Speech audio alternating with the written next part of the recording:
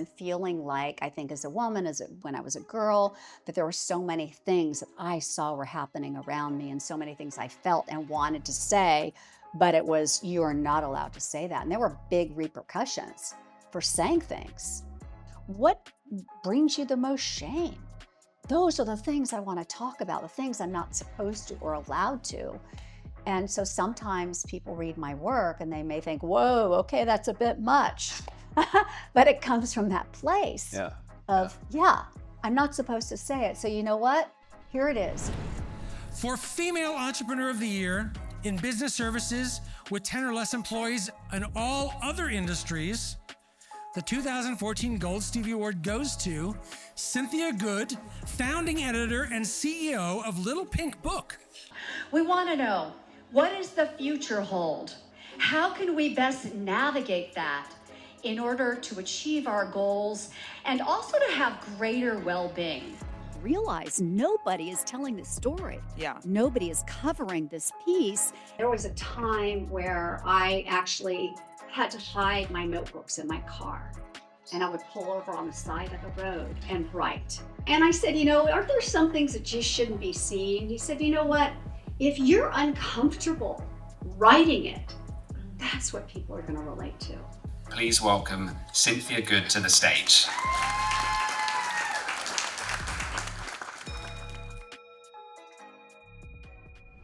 Today's guest is a prize-winning author of 8 books, including 2 poetry collections. She is the founder of Little Pink Book and former television news anchor. Cynthia Good, welcome to the Poetry Vessel. Thank you, Nathan. Happy to be here. Yeah. And I wanted to start asking you a little bit about poetry. I always love talking about poetry. Yeah, me too. So I'd love to know when you started writing and what was the first thing that you were inspired by? Oh, I found an old poem that I'd written at age 6 in this little book. It was bad, but no, it was fine. And then I remember once I wrote a story about this, based on this photograph of this redheaded girl, and I named her Priscilla. And I remember reading it to my father, who was super hypercritical, one of those dads where you could hang the moon and still he'd be like, yeah, but what are you going to do tomorrow? And he loved it. I think he cried. Oh, wow. But when I went back to get my MFA in poetry, I really didn't have experience. And I was anxious about, going to school with these young people who had been studying poetry and writing it much more than I had been, because I was a journalist. And my youngest son said, Mom, you've been doing this your whole life, which was really sweet. So it gave me confidence. So were everyone that you were around in your MFA, were they very kind of different to you, or did you feel like you slotted in quite quickly? Well, there were 3 different groups, I think. There were some right out of college, and then there were some that were in their 30s. And then there were a few women my age, which was really cool. And we're still really good friends today. Oh, that's So, great. yeah, Okay, so you're it's still like in contact, you absolutely. edit each other's work and everything? Sometimes, for sure. And so it's, nice to keep in touch Yeah. like that. Yeah. So it just made me think about like mentorship. Who have you found to be good mentors, whether they're people that you've just read from or actually worked with? Oh, so many good mentors. Every book, every poem I read, it's like I have my own mentor. Certainly, our community in Malibu has been amazing. There's so many wonderful poets there, and everyone is so generous and kind and loving. I have, friends meeting here. One friend, we get together every other Saturday. I have an editor I work with who runs poetry at Georgia Tech. His name is Travis Denton. He's amazing. So a lot of different mentors for sure. Yeah, yeah. Yeah. Have you found that since you've gone back to poetry that things have kind of changed a lot in how you write and the techniques that you use? Yeah, I feel like I'm learning every day. And that's Suni who's down there listening to the conversation, my little dog, Japanese dog. But yeah, I'm always learning more and growing. And I feel like I'm on this steep trajectory of growing and learning and changing, how I write about things. And I really like to do like a poetry conference. I try every summer to do something where I get away and you're completely immersed, ideally in a situation that's generative. Last summer, I went to Umbria with Kim Adenizio. She takes Mm. groups to this amazing monastery, and you just talk about poetry and you have these excursions and you're inspired. And definitely things like that, I feel like take my skill to the next level. When you're at these places, do you tend to write about things that you feel like you needed to write about that you're bringing up, or do you feel like you're interacting with the place more, Yes, or definitely. both? Because, well, I think you interact with the place. We went to a place in Tuscany called the Tarot Gardens.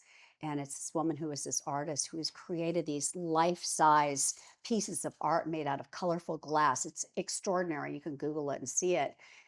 So the answer is yes to both because you're writing about these things informed and inspired by the environment. Keats' grave, in Rome, but then it brings up all the stuff that you were needing to write about anyway, Yeah, yeah, yeah, you know? yeah, yeah. No, that makes sense to me.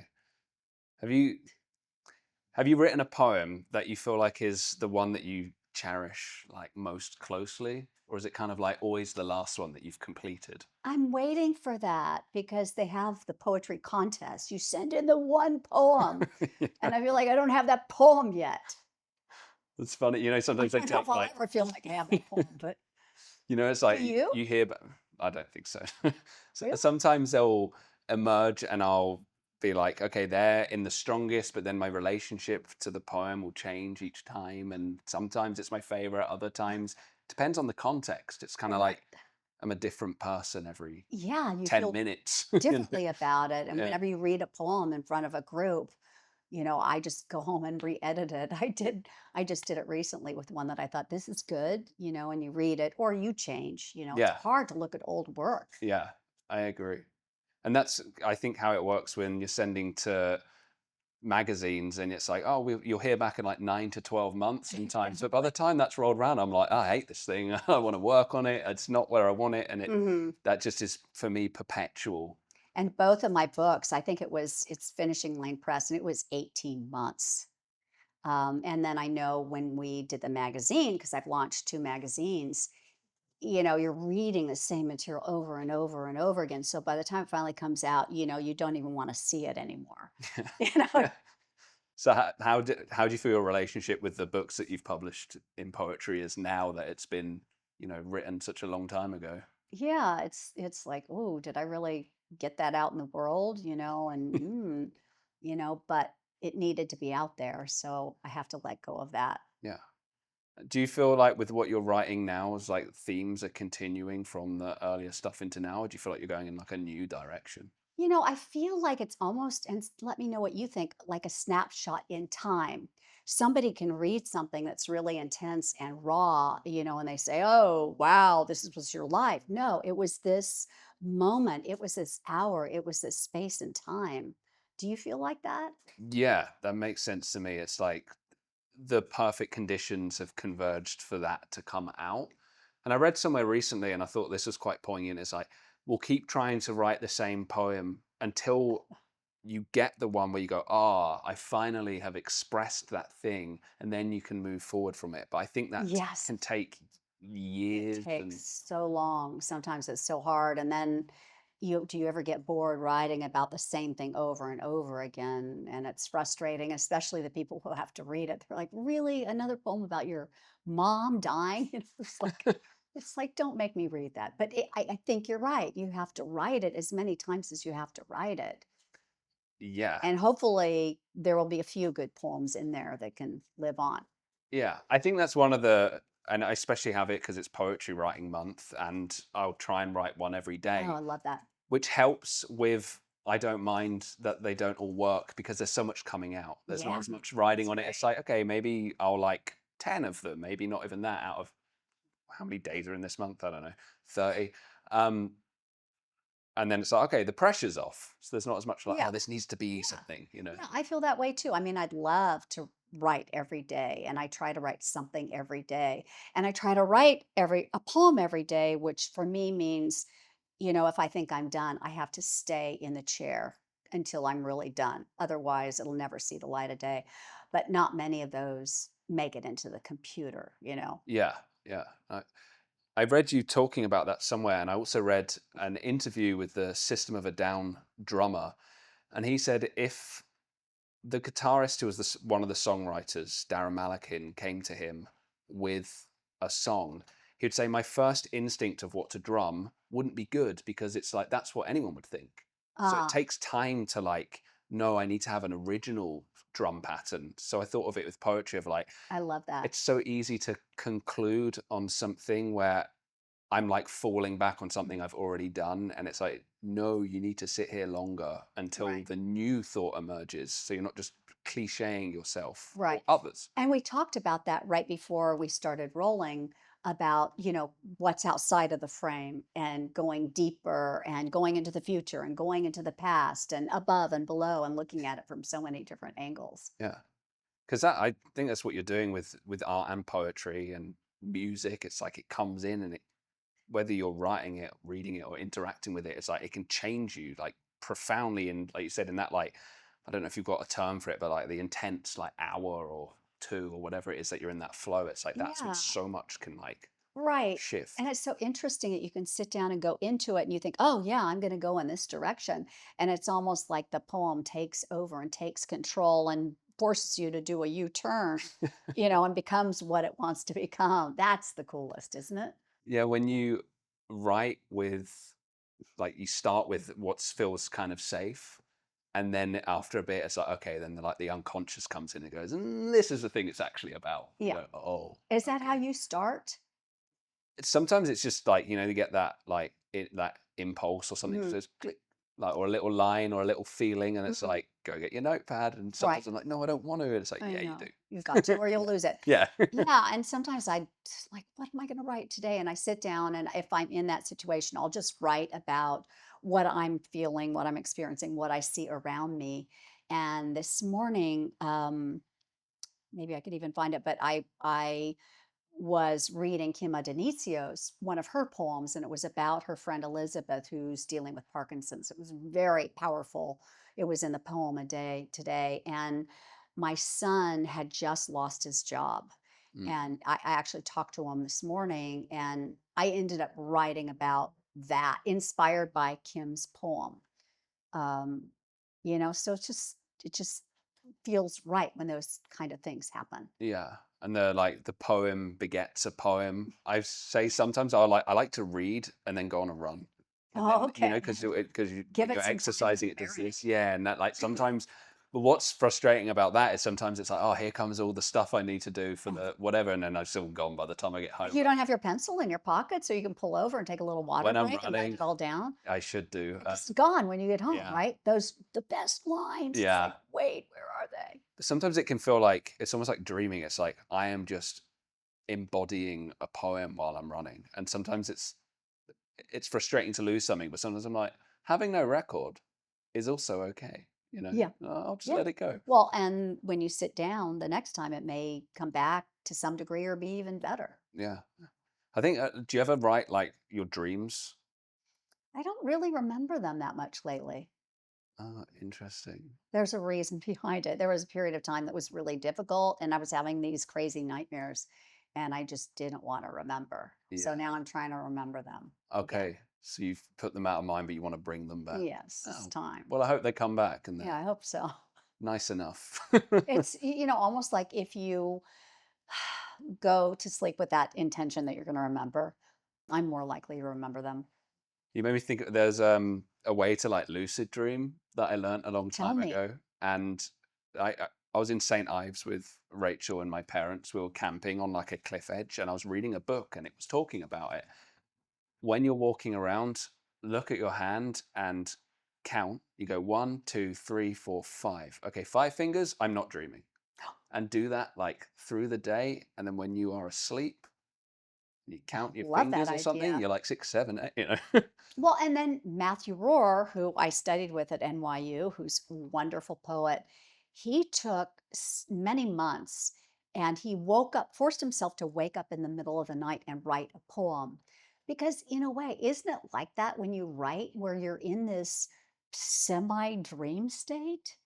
you're not trying to think strategically. You're not trying to think, I'm trying to say this, that, and another thing. This is how I want to end it. And it's like that kind of, in a way, not a trance, but it's kind of a dream state in a way, semi.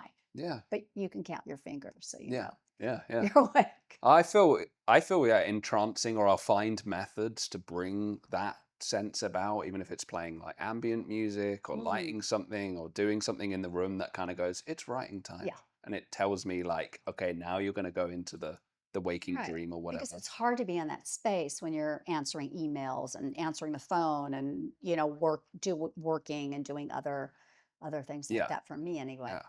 And when it comes to dreams, if you are going to write about your dreams, and this is for anyone watching as well, write them down as soon as you Right wake up away. because they're going They they're going into the kind of like waste basket, so amazing. Yeah.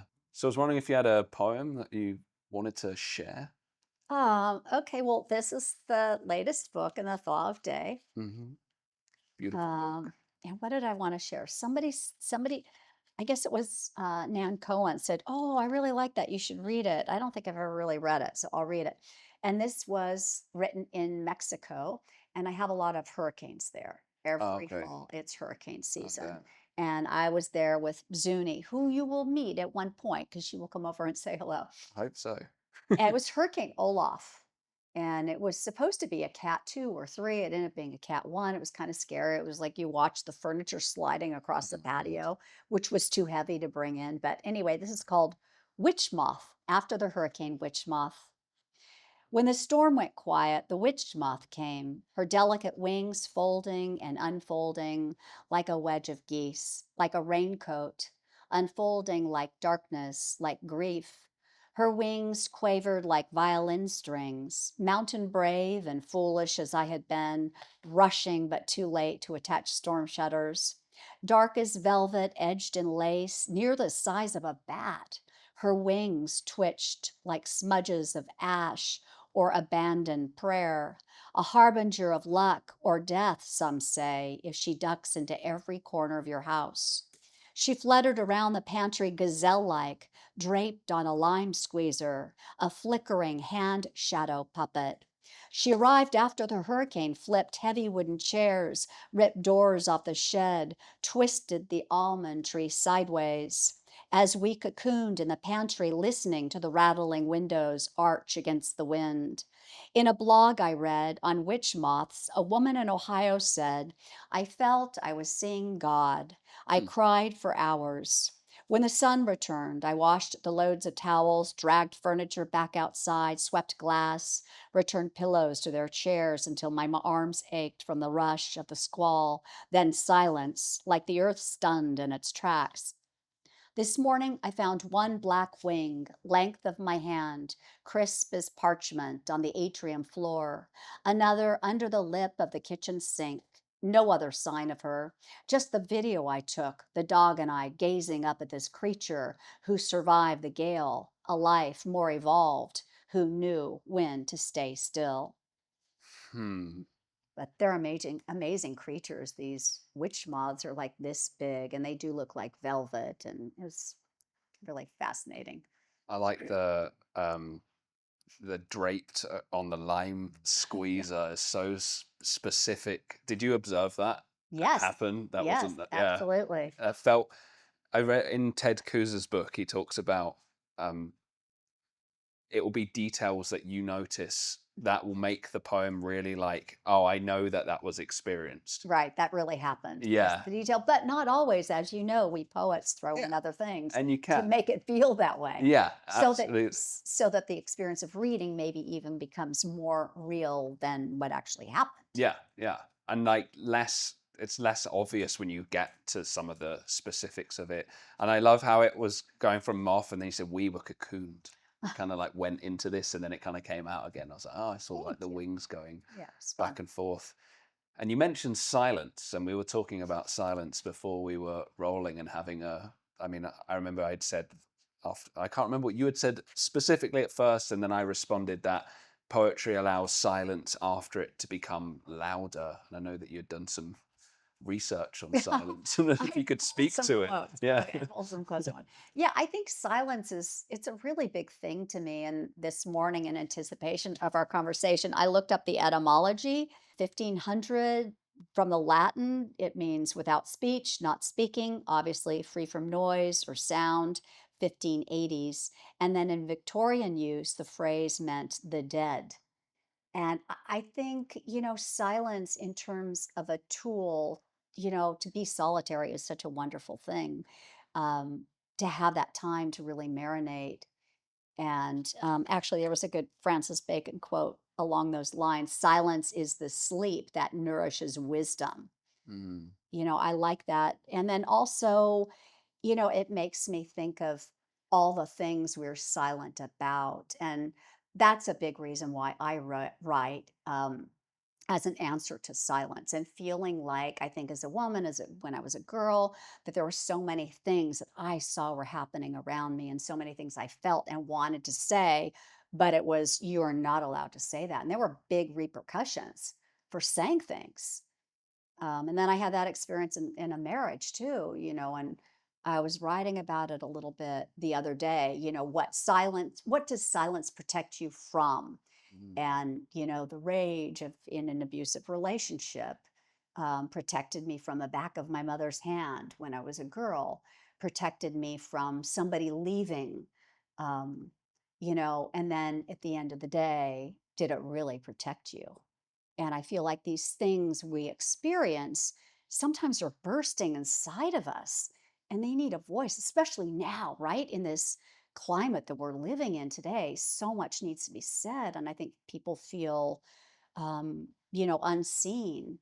And everyone has a story, everyone has something to say and share. And I think so many of us don't allow ourselves to do that. And there's that great Anais Nin quote: and the day came when the risk to remain tight in a bud was more painful than the risk it took to blossom. Ooh. And Audre Lorde, who I love, poet, amazing poet, said, your silence will not protect you. But yeah, I think it's interesting. And I shared when we were doing the reading that there was a time not too long ago when, because of this crazy relationship I was in, I couldn't write in my notebook because that would be seen as, what are you doing? So I would hide Ah. the notebook under the car seat and I would pull over on the side of the road because I had to write. It didn't matter if anybody would ever see it, but I just always that. And I said sometime somewhere, this is, you're thinking I'm really weird, or actually you won't, that my longest relationship has been with a blank page. Mm. It's always there for you. It will never judge you. And it gives you back so much. Um, and it's just, I think, really important. And it's like a way not to be silent with yourself, at least initially, before you share it, right? Right. I mean, that's the hardest thing is, what are the words? What's going on? What do you need to say? Sometimes it feels impossible to even excavate that. And then you do. And sometimes there are no words. But you know what? There's poetry, and it's a whole language we have at our disposal, to say what needs to be said, because sometimes you just can't say it exactly the way it appears to you. Um, anyway, So yeah. is the poetry is like you're in a silent, contemplative moment where something needs to come out, but then it's like then you can go and share that once you work on it or anything, and you go and share it with others, and then it causes a new dialogue or something to happen around that. So it's kind of like the things that you wouldn't usually say, you can put in a poem, but then you can say them. Yeah, I think it's for me, you feel more liberty to say the things that maybe you couldn't say more directly, and then there are some things that I don't feel I am at liberty to say, to talk about things that are real and very much a part of my life. And so those are the things I try to say. Mm. And we've heard it be said, you're only as sick as your secrets. I mean, it's not, it's, excavating. What is that? What brings you the most shame? Those are the things I want to talk about, the things I'm not supposed to or allowed to. And so sometimes people read my work and they may think, whoa, okay, that's a bit much. But it comes from that place Yeah. Yeah. of, yeah, I'm not supposed to say it. So you know what? Here it is. And we had that conversation, at the reading in Malibu, that I was talking to Travis, and he said, when it makes you really uncomfortable to write it, you're onto something, because that's probably something other people are wrestling with too. Yeah. We're all human. We're all dealing with these things. If we're not allowed to talk about it, like when I got divorced or when my mom died, I felt like I was the only one. No one else was talking about these things. And that's very alienating. And then you read poetry, and a lot of people are writing about it and sharing their experience. And you feel like you aren't alone. Yeah, yeah. I feel that at readings when people, it's so much what would otherwise be private no longer is, and it creates community and connection, the conversation, the like, it can really generate, it can be challenging. Like sometimes it can be healing. Other times it can be like, wow, I've not seen that perspective. I've not Right. thought of that. And it kind of forces you almost to For like sure. see new angles. And you were the reader, you were reading your work at the Rap Salon a couple weeks ago, and I had a couple new poems, and I wanted to read them, and I just got so scared sitting there, and I thought, I'm not going to read these. It's like too much. And I read them, and everybody laughed, and kind of in the right places. Yeah. And I laughed, and it was just okay. So it's amazing once you actually do it, the liberation you feel. But I was mentioning that I heard Chin Chin last week, who writes a lot about sex and gay sex, and takes a lot of risks. And he said his process is, if he can't read it in front of a group, he will not publish it, Mm, which I thought was really interesting. that But is, I feel like publish it anyway. yeah. you know Yeah, yeah. I think I would go like that. I think it's interesting to be in contexts when you think, like you just were saying, oh, I don't know if this fits the feel of the evening or something. But it's like, no, that's good, because as we was just saying not that long ago, it's like art's meant to challenge you too. It's not meant to Yeah. just be this comforting pat on the back, everything that you already think is fine, off you go. It's like can completely Mhm. shatter you, change you, move you. And it's like, if you go in with something that feels like it's slightly out, bring it, like read it. And it's so cool, because you don't know exactly what's going to happen or how it's going to play. And you could read the same poem in front of different groups, and the reaction is totally Yeah, different. yeah. And then there's a lot of conversation about, sharing these very real, intense things. And I have kids, I have two boys. They're grown, one's 29, one's 31. And I love them dearly and would do anything to protect them. And at the same time, I have to express, whatever it is I need to express. And, as I was saying earlier, I feel like we each have our own lens, certainly, and our own story. And we have, I think, the right, maybe even the responsibility to share that, and hopefully people will still love us. During one of the seminars I went to last week, there were they were fiction writers, fiction, and both of them said their mothers didn't speak with them for 2 years after they read their books. Oh, So, we take a lot of risks. yeah. And there's like, someone's going to be, if you're doing your Someone, job, someone's going to be unhappy. yeah, true. Well, I read that one in Malibu. Why dating someone who's never been married and doesn't have kids is a red flag. And a couple gentlemen came up to me after that reading, and they didn't really say much. It was just humph, I think, more than anything else. Oh, that's funny. They took it like very personally. Maybe so. Okay. Yeah. Well, some people. So I look forward to reading their poem about that. Yeah, yeah, yeah. The response. That's the Yes, beauty of in it. You can bring it conversation back. with each other. Exactly. Exactly. I think that's one of the things that, this comes true, especially in political poems, but trying not to be didactic, Yeah. tell people how to think and how to act. It's kind of a strange, I know you might have an impulse towards what you think is right, which is fair enough.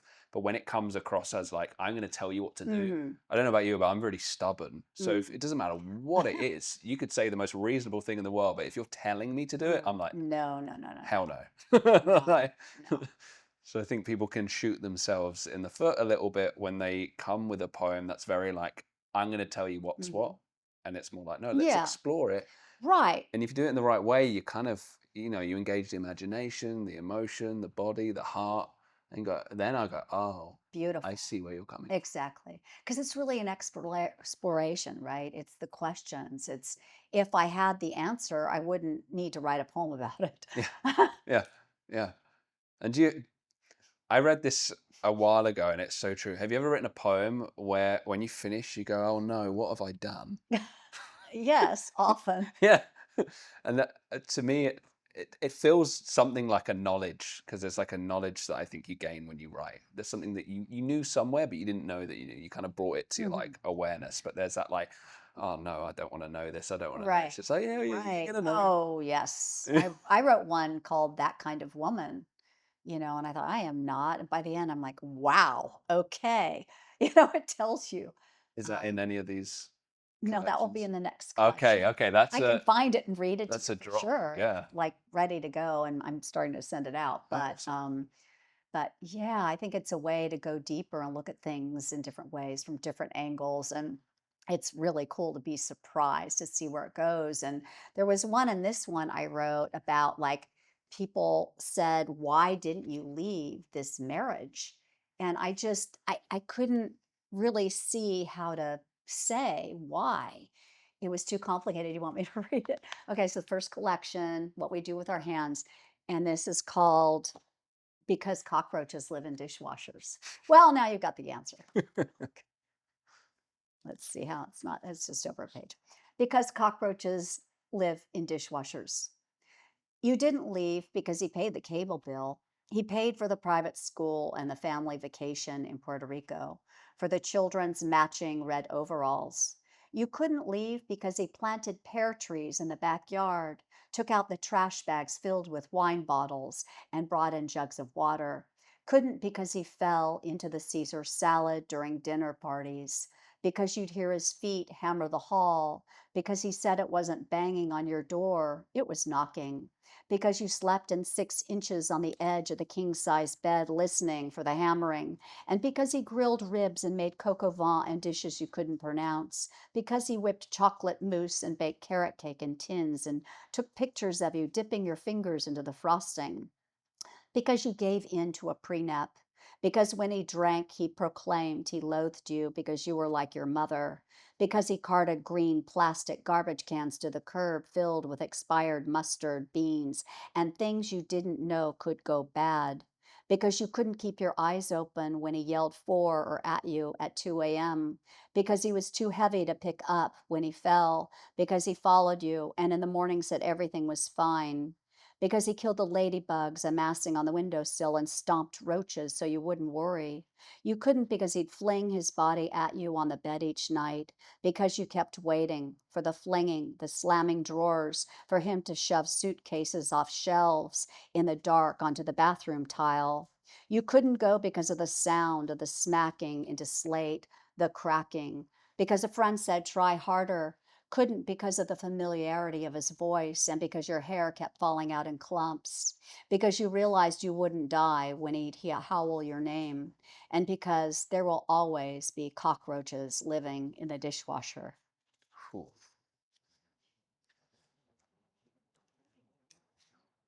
I can imagine people have reached out to you after reading that. I did hear from a lot of people. Yeah, Yeah. yeah, and Well, this relate book to it. is filled with Yeah. that sort of thing. What have people like come to you with as a result of reading that? I mean, they felt it was relatable and they had maybe experienced something similar. Some people try to who said that, the poem is not something you beat the truth out of. They're trying to figure out, well, exactly what happened here, so there were some of those. But yeah, overall, I did hear from a lot of people. I Yeah, was surprised actually yeah. who could relate. And sad that so many people can relate, but good that there's words for it so people can. They were Mm, speaking about not being silent, bring it right, at least to you. right. Wow. And hopefully, be, more comfortable sharing their own stories too. This is who you got. This is Zuni. Oh, This is Zuni. hi, Suni. Yeah, that's it. And I think that's sometimes with poetry, if you push that taboo, you let people feel, oh, I could write about that. Oh, it's, you know, you can inspire them in its own way, and then have people then start writing or exploring Mhm. themes that they might not have felt like they could explore beforehand. So I think that's, Right. Or say, this, I'm not the only one that went through an experience yeah. like this. I read somewhere that apparently when you voice something that you think is not popular or people won't respond to well, whatever, you say the thing that everyone, like not everyone, but a lot of people are carrying around. And when you say it, people go, Oh, finally, there's someone I yeah. can talk to about this thing. Right. So, Finally, somebody said it. yeah, And yeah, it's not this, scary thing in the dark anymore. yeah, It's like bringing those monsters into the light, and somehow they aren't as scary anymore once you do it. yeah. Which is kind of, I mean, it's from Carl Jung or Jungian, but to go into the shadow of things in yourself, in your culture, and bring it out and Hmm. reveal it. And I think Yeah. when art can do that, you'd be like, look at what we're not looking at, or look at what we're not speaking about. That allows like the Hmm. cultural conversations to Yeah, and shift. some people say, is it therapeutic? And I don't really think of it as therapeutic. I think, sometimes when we write about these things, it's actually more painful because you you allow and even push yourself to go really deep. And maybe even a friend of mine said, oh, I don't like to write about those things because I have to re-experience those emotions to write about it. Um, but so I mean, I never write for, I write to understand, and I just write because I can't not. It's Mhm. like, boiling inside of me. But what do you think in terms of this being therapeutic? Like I some think people that say. poetry can be therapeutic, but it doesn't need to stick to that. And I think that that's where, That's not the reason for it, the yeah, and motivation. it also can kind of shun away like craft and working on becoming like stronger as someone that's writing poetry, but then you're also sharing it. And then Yeah. you have something that you're bringing it to readers or bringing it to listeners. So it's like you want to make it as good as possible to then bring it into that context as well. So it has the most power. So I think although it can be therapeutic, to just see Mhm. poetry as therapy, I don't think is good for the art. Mhm. I don't think it's good for any art to only see it as that. Well, and when I did this first book, I was very adamant, well, with myself, that I did not write any of these poems for somebody else to read. And I don't think I ever sit down to write something because, oh, this is something other people are going to be able to read. I'm doing this for other people to read. Somebody at the conference said, write, Brenda Hillman it was, write what you most want to read. And I did sit down and I wish someone would write, this, and this. But that was I was insistent that that was not the motivation for this. That, oh no, I would never write. But now, I'll write, and then I do like to, just like you said, refine things and make it better and make it, sing for somebody who would be reading it as Yeah. well. Yeah. I find, like my first draft will be like a bit of a stream, and then I don't really care what it is. And I'm like, okay, then can I shape this? Can I shape this? And Mhm. then I start thinking about like, okay, does anyone actually want or need to hear something like this? That's Like, such an interesting way to look at it. I need to think about that. That's yeah. cool. And I don't think it's not like to please a Right, specific right. person. It's not like, oh, like, Well, it's like what's at stake? yeah, What we talked about earlier? What is the question this poem asks? There has to be a reason for the poem. yeah. And what I like this when thinking of like ending poems, and I wonder what you think about this. It's like, I like the open-endedness and not Uh-huh. tying. Oh, absolutely. Layla Shatley said it, like, don't tie a bow on the end. Right. To be as Right. like, okay, now that's self and it's done. It's like I like when there's something that makes you go, Oh my gosh. oh, okay, now I need more. It's Yeah. like a cliffhanger. There was a poet I heard last week. I should remember her name, but it was this beautiful poem about her difficult relationship with her mother. And in the end, she said something like, and when she died, she took everything with her that she was unable to give. It was like Oh, that powerful. um, Yeah, the ending. That's tricky. yeah, I But think, yeah, you don't want it to be. And I just actually had one that I reworked the ending because it was just sounded too like on the nose, I think. yeah.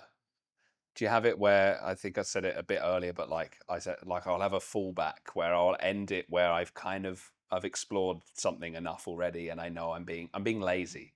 And I have to tell myself, I'm like, that is a lazy ending. And if anyone's read like enough of your poems, they're going to read that and be like, why'd you do that again? You know, Why'd you you already told do me that that. again? I know. Well, that's true because you might come up with some really great endings and then you get to the point where, oh, that works. I'm going to rely on that again. And Yeah, you've already done it. So yeah, I have to be careful of yeah, that. yeah. And we also talked about ending on an image is nice, you know, if I'm able to. What Is do it you think? Stanley Kunitz? I think it's like end with an image and don't explain it. Hmm. And the way I see this at the end, I just said see, so I'm using the metaphor, but you leave the image because when you go silent and that image just goes like Right. in your imagination or in the listener's imagination. So it's like if you tell the ending too much, you're going to go, Hmm. okay, I get it. There's no more questions. Right. Well, and that's why it's so cool, right? Because part of being human is we insert meaning into everything. And so doing that, not explaining it, as you said, and just ending with the image allows the person who's reading it to make their own meaning because it means something to them. And maybe it's a little different than what it would mean for somebody else. Yeah, I think it was Rilke that said that the reader has to become a poet as well. So like when they come to it, it's like you co-construct it together. I like See, that. there's two things to that because I was speaking to Rachel about this and how some poetry, when it's too easily simplistic, will be like the Barnum effect, which is essentially you fill all the gaps in like you would with a horoscope. You read Mhm. this thing, go, that's so Yeah, me. I'm like, yeah, like a because horoscope. it's so general that the reader's actually done all the work. So it's like the poet, you want to do the work that you're controlling your images and your craft work and everything, but then Mhm. the reader also fills in. So it's Right, kind of like right, bringing in both, not right. just being so vague that the reader feels like Yeah. this is great, but it's like you're Yeah. doing. I mean, that's why I really work to make the language flat and try to take out the sentimentality because that's not what I need to do. Someone else can imbue the poem with Mm. those things, but that's not for me to do. So do you not get along with some of the romantic writers I from? do not get along with them at all. It's just one theory. Yeah, yeah. No, I got you.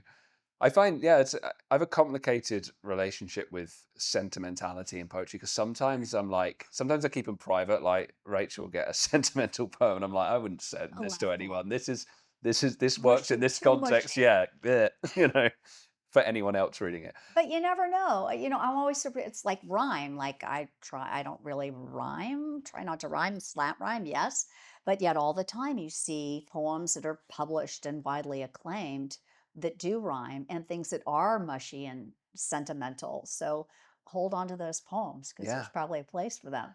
that's the thing. It's like everything is like I'll even myself. I don't know if you do this. Is like I'll build up kind of rules or ideas or whatever in my head, and like there's always what did I say once I posted it? Whenever I make a definitive statement about poetry, something mysterious sweeps in to contradict it. Yes, exactly. Exactly. It's like we were saying about being a different person in 10 minutes, an hour. Like there'll be things I'll say now or think about, and I'll be like, actually, Mhm. do I think that, or did I just think Right. it then in the Right. context? It's Yeah. hard to, All the theories that I have are wrong. yeah, You know? yeah. It's even like, Definitely. it's interesting you mentioned rhymes. I know like when the modernist period came in and there's world wars happening, they're like, we need a new poetry. We need to break all this apart. But then we've got to a stage, it's like, well, you can You can have it do, broken but apart, you that's can the bring cool it back thing. together. There are no rules, you know. You can do whatever you want. That's the cool thing. So say learn them, then break them. Yes. Like learn about Learn the the rules and poetry then break. because you're inheriting the language, you're inheriting the art through all the different people that have written it. And as you dialogue with them, you kind of find your voice in this unbroken lineage of well, poetry and ancestry. Beautiful. Yeah, yeah. Cynthia, what have you got that you're working on that you're excited to share with our listeners about? Oh, well, I'm working on a lot of new poems. And that's pretty much it. Pulling together a manuscript, the beginnings of that, and hopefully, in the next several months, we'll have another manuscript to send out, shop Oh, that's around. I'm exciting. excited about that. And just really continuing to read and loving all these books. Can I share a few Yeah, books? please do. Yeah. This is Kim Adenizio's new book, Exit Opera. Amazing. You would love that. And Victoria Chang, this is one she wrote a while ago. Isn't this cool? Just the shape of it and everything. The trees witness everything, which, You need to read that for so long. oh, it's wonderful. I really believe that. This is Michelle Biddings, Nightmares and Miracles. She's written a bunch of poems. She's an LA-based poet. She was in Pacific Palisades, lost everything in the fire. She's amazing. She read with me when I launched that book, along with Kim and Dorianne Lux.